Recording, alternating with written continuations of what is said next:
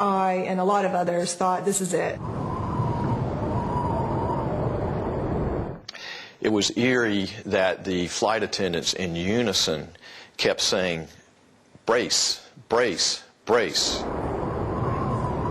And then it was a silence for a second. And then they said, brace, brace, brace. And it was very eerie. It was one of those moments that was out of an Alfred Hitchcock movie.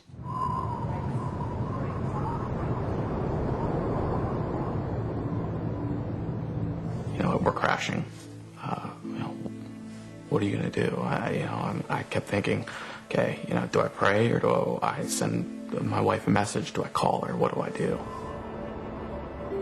So I quickly typed out a text. And I said, you know, plane's on fire and I love you and the girls. And I hit send. And I remember looking at the phone and seeing the indicator light that the message got out. And I just kind of felt a sense of relief at that point that, you know, I got a chance to say goodbye.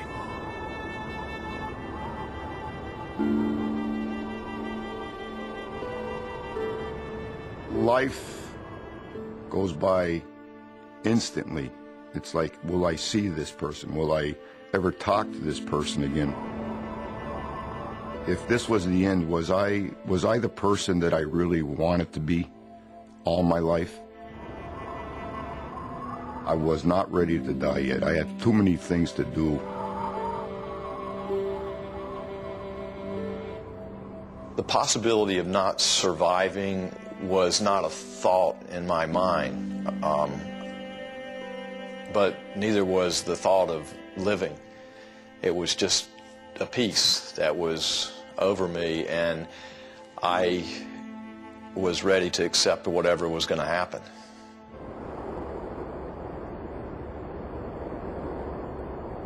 Two Tango Alpha, is he still flying? Still flying. I reached over and held the hand of the lady next to me and prepared to be a dead man. Going down. Two Tango Alpha, roger.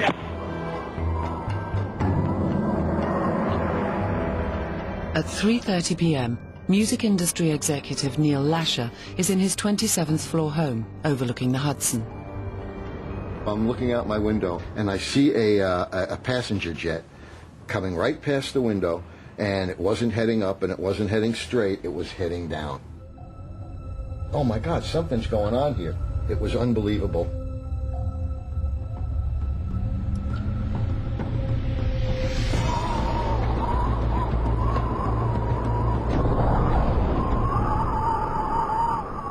I had no idea when the impact was going to come or how much time I would have. I didn't expect there to be anything after. It was just this tense waiting. When are we going to hit?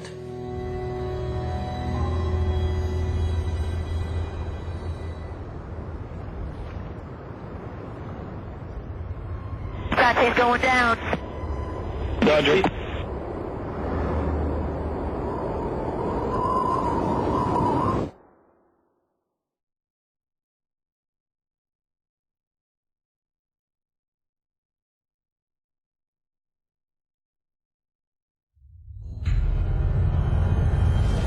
It was a hard hit. Absolutely the hardest landing I've ever been in. We hit the water, and you could feel a definite jarring. My knee hit my sternum and actually cracked my sternum. But it was just a jerking motion, and then it was just slowing down, and the plane actually groaned. You know, it was, whoa.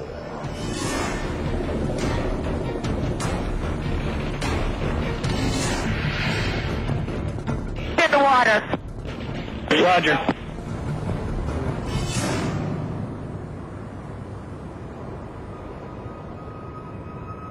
I thought it was going to break apart. I thought it was going to blow up. I had no idea.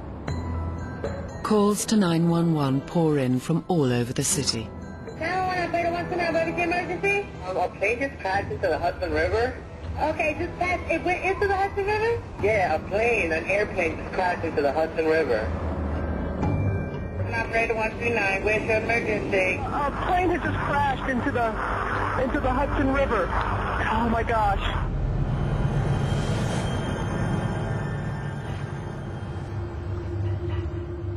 I was giddy with excitement. We're not dying today. What nobody knows is that the impact caused a breach near the plane's tail. And that's not all. The Airbus is equipped with a system that seals all the aircraft's vents and outlets to stop it taking on water after ditching. The procedure calls for one of the pilots to press the ditch button above their head. But on Flight 1549, nobody pressed it. There simply wasn't enough time to press the ditch button.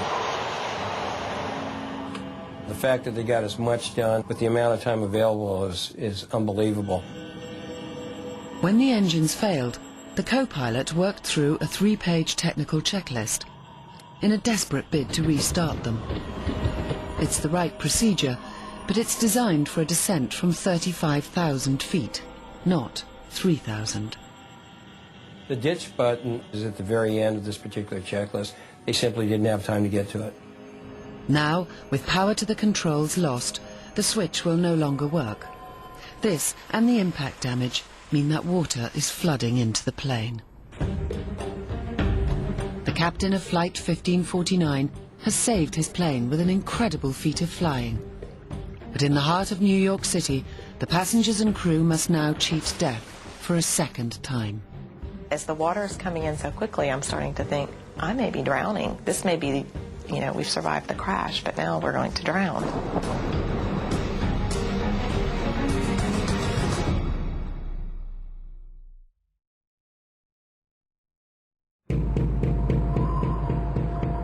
Is going down. Roger. Hit the water. Roger. Having survived a forced landing in the Hudson River in New York City, the passengers and crew on board Flight 1549 remain in deadly peril. Thousands of gallons of water are flooding into the plane. No one knows it yet, but in just 24 minutes, the cabin and wings will be fully submerged. Anyone still on board will drown in the icy waters of the Hudson.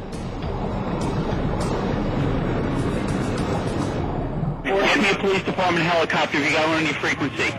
Get me a police department helicopter if you got one on your frequency right now. We don't have one now. We'll make a call. You get anybody. You send them right over to the Lincoln Tunnel. We had a Cactus Airbus go down in the water.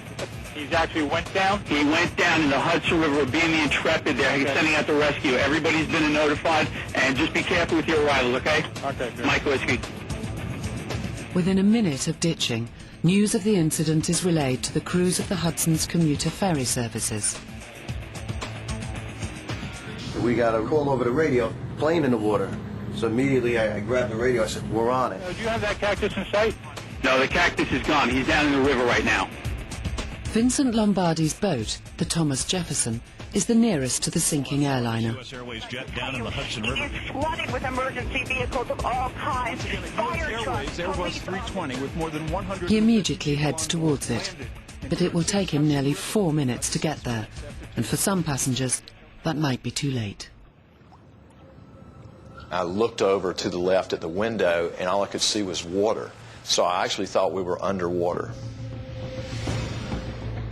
First-class traveller Barry Leonard is in seat 1C. The flight attendant said, take off your seatbelt and go to the nearest exit. Well, for me, that was 2 steps, one forward, one to the left. I'm at the door.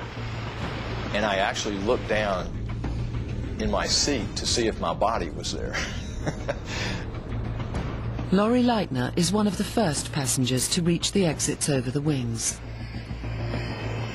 I was at the door, I saw the water in front of me. CCTV footage shows the first passengers spill out onto the wings. But Laurie thinks the plane is about to sink. People behind me saying, we have to get out of the plane, get out of the plane, get out of the plane. So I jumped in the water. The water is only 2 degrees above freezing, and Laurie has no life jacket.